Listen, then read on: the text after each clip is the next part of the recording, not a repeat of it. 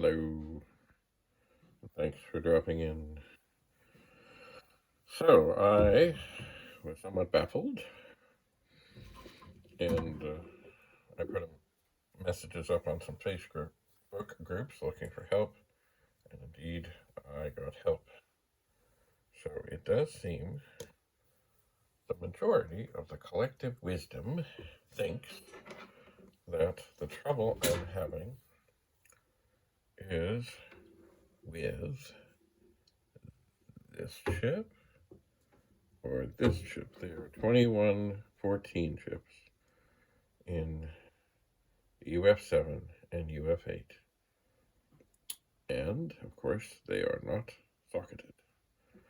So, what I'm going to do is gather together my resources, such as this is not my favorite desoldering iron, but it will do. I know the others around somewhere. It has a better, this has kind of a rubber ball thing on it,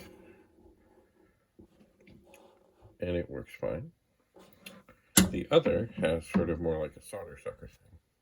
Anyway, another thing I'm going to do in the midst of that is I have a little compressor that will blow a lot of air in here, and I'm going to give this a blast because there is lots of debris and stuff around the circuit board. There is now another thing that was suggested to me is there are two chips looking at here, right, and the one over here. They are 74 LS157s. I think that is what somebody suggested I also give a try to. But as I've had most times with certainly the original pets, the screen RAM seems to be the thing. I'm going to go for the RAM. Now, I also have to decide.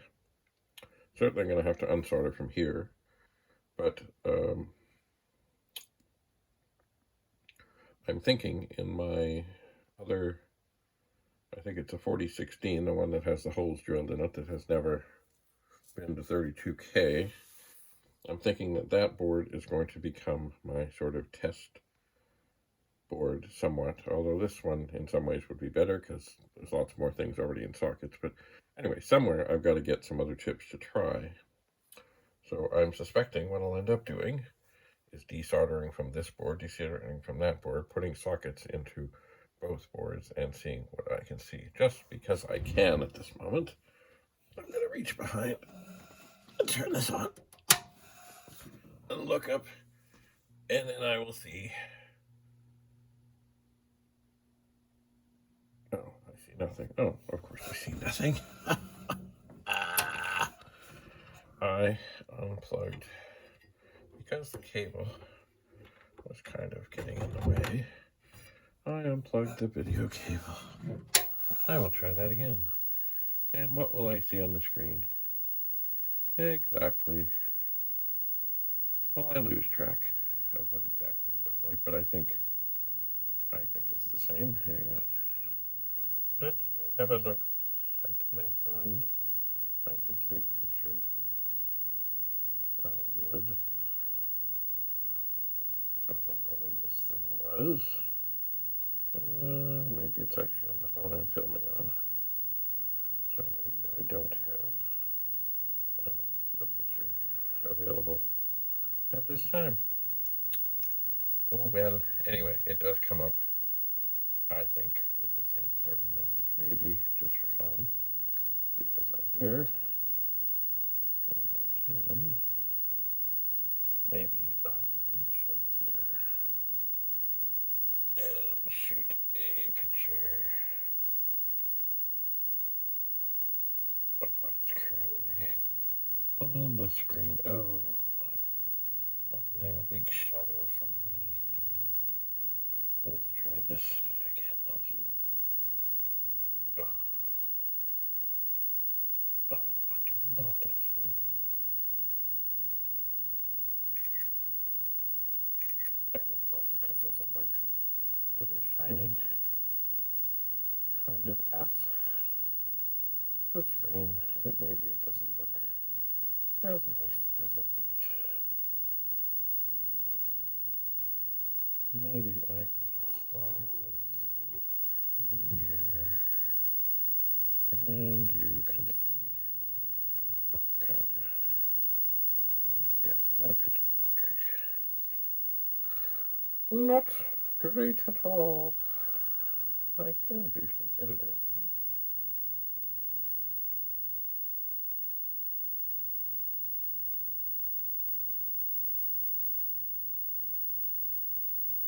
I can do that on my spot.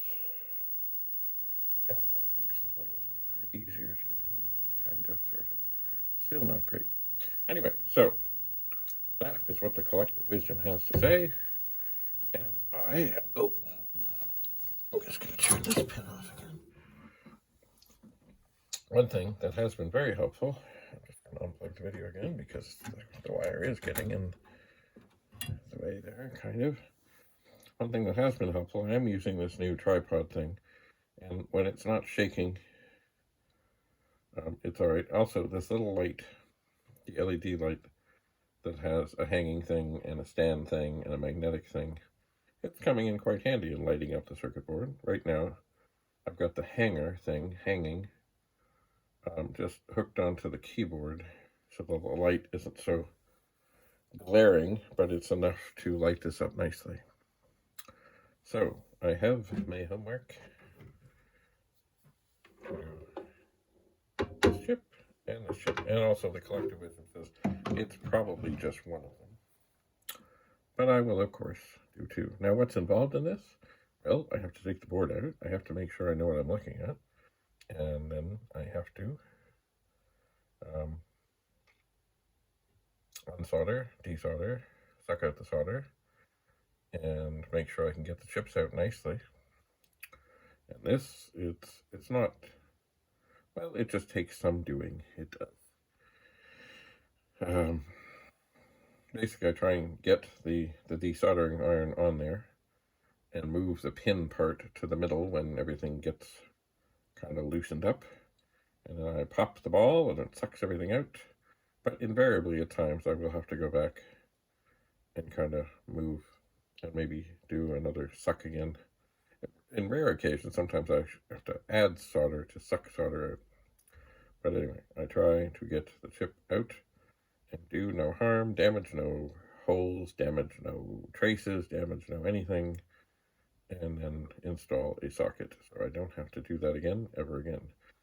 Now, I did say that I want to have one pet that's all socketed. That is no small endeavor, because as I look here, it's almost, you know what, the inside of this pet, it reminds me of a convoy in World War II. There's just endless ships, and ships guarding ships and things and stuff. There's so many. Like, just looking down, I see, well, there's 16 Rand ships, another chip there that's 17, 18, 19, 20, 21, 22, 23, 24, 25, 26, 27, 29, 30, 31, 32, 33, 34, 35, 36, 38, 39, 40, 41, 42, 43, 44, 45, 46, 47, 48, 49, 50, 51, 52, 53, 54, 55, 56, 57, 58, 59, 60, 61, 62, 63, 64, 65, 66, 67, 68. And I think I got them all. And if each one has, you know, like,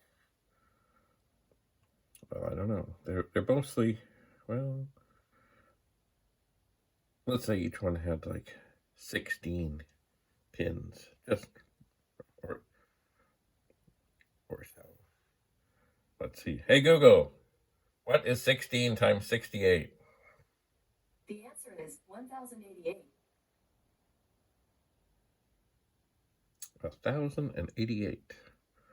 That's a lot of desoldering.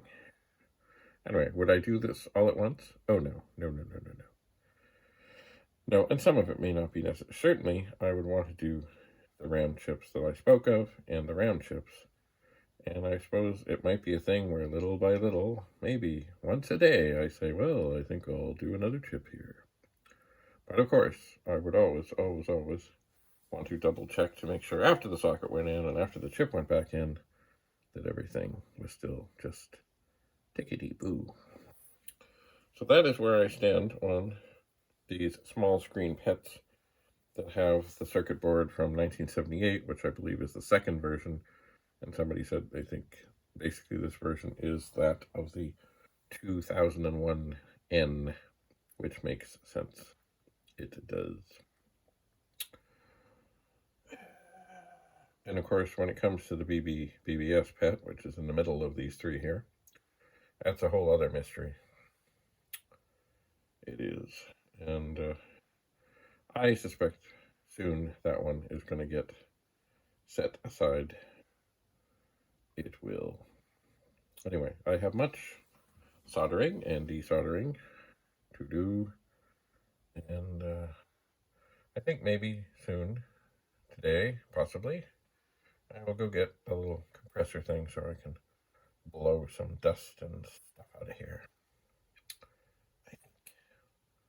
So, thanks for being here. If you have anything to add to the collective wisdom, I would love to hear it. So that's all I have to say about that. Keep your stick on the ice. Bye for now. David Bradley from the Pet Room, signing off.